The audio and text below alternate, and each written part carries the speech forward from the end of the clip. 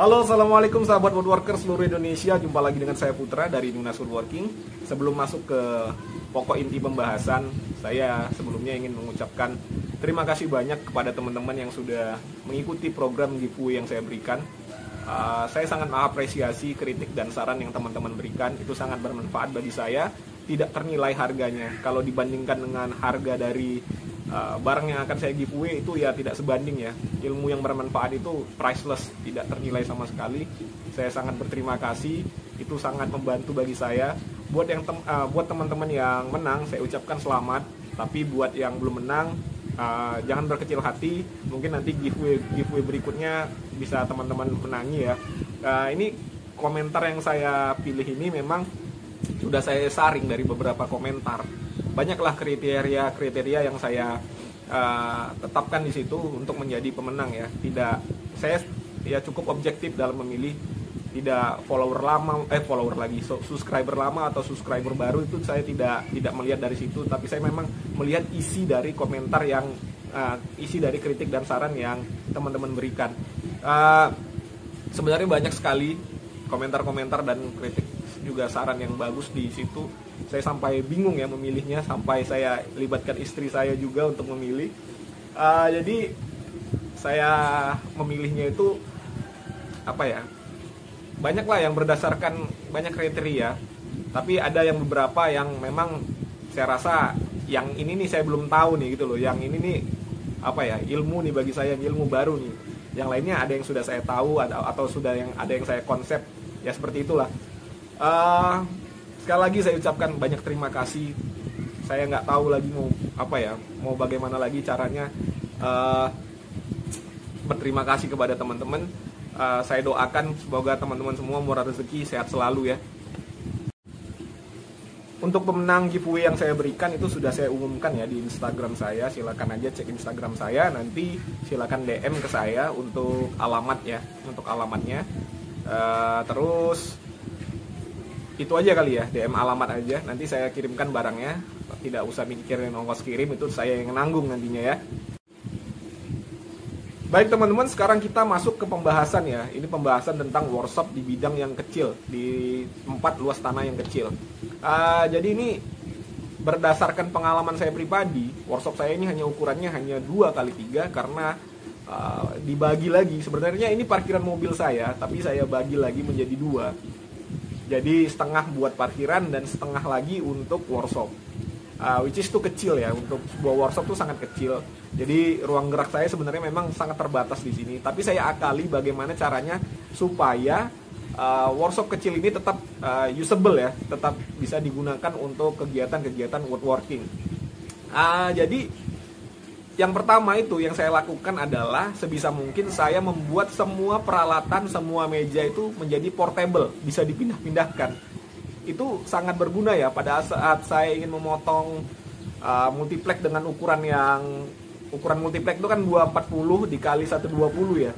Jadi saya harus menggeser semua meja-meja ini agar bisa itu multiplexnya masuk ke workshop saya. Karena kalau saya tidak lakukan itu susah ya, karena 2x3 itu dimasukin, itu multiplexnya ukurnya udah 2 meter kan. Jadi saya akali dengan caranya, yang pertama adalah semua meja, semua alat di workshop saya itu saya buat portable. Caranya bagaimana? Caranya saya tambahkan di setiap meja, saya tambahkan roda.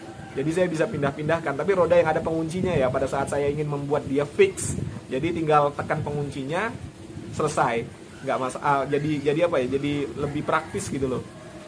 Saya ralat ya teman-teman ya, ternyata ruangan workshop saya ini lebih kecil, bukan 2x3 tapi 2x2 meter. Jadi lebih kecil ya. Terus yang kedua bagaimana mengakalinya adalah semua kabinet, semua meja saya buat menjadi multifungsi. Jadi fungsinya nggak cuma satu, multifungsi. Jadi bisa seperti meja untuk meter saw, di bawahnya bisa untuk peralatan lain ya kan.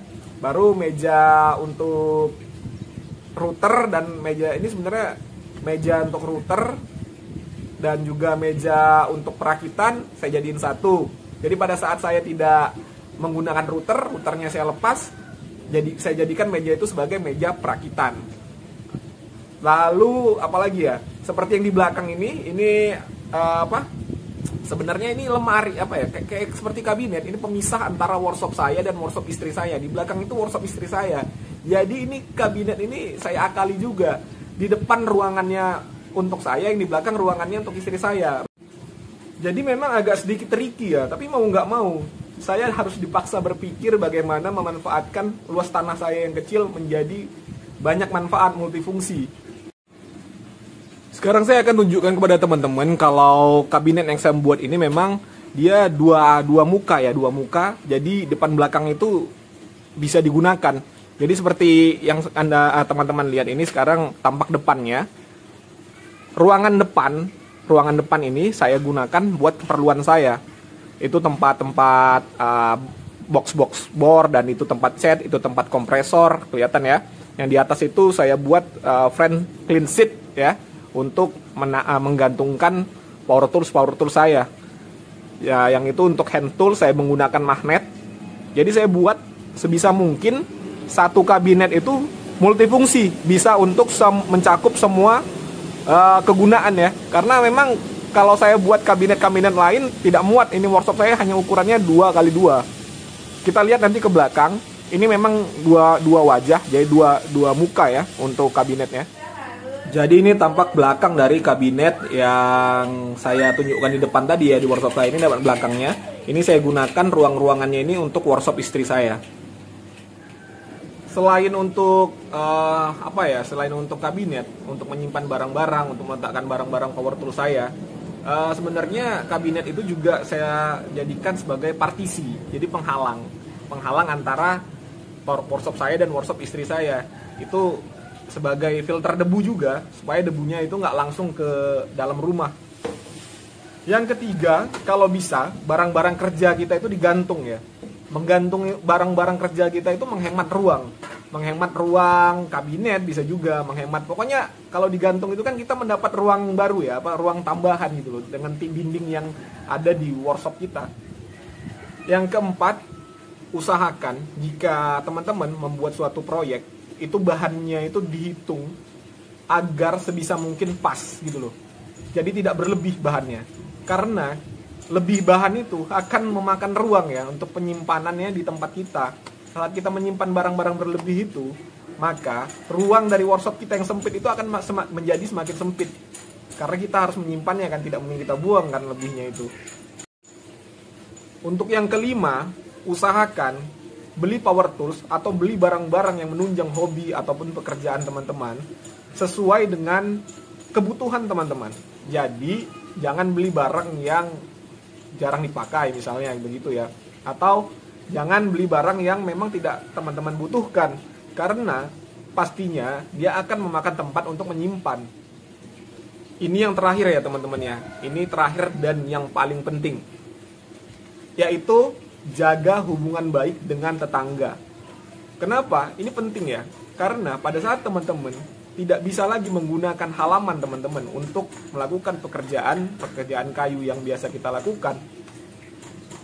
Kalau hubungan baik itu dijaga, teman-teman tuh bisa pakai halaman tetangga ya, bisa pakai fasilitas-fasilitas umum. Jadi begini ya, kalau saya di kampung saya di Kota Medan itu ya, halaman saya dengan halaman tetangga saya itu tidak ada batas pagar.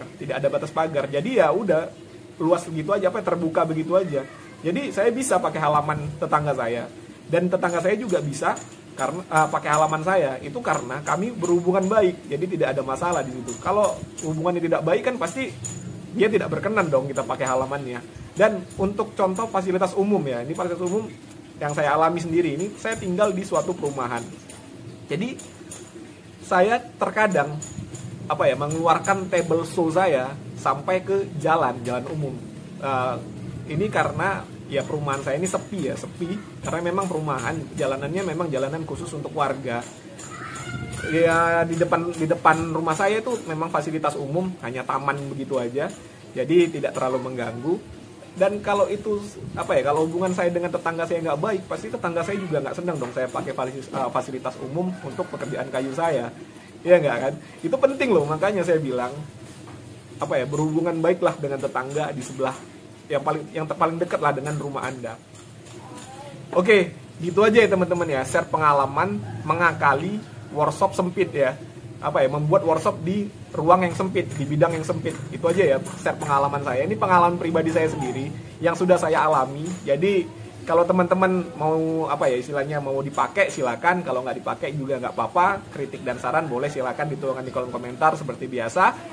Kalau suka dengan konten seperti ini silakan like, kalau tidak suka dislike tidak masalah. Sampai jumpa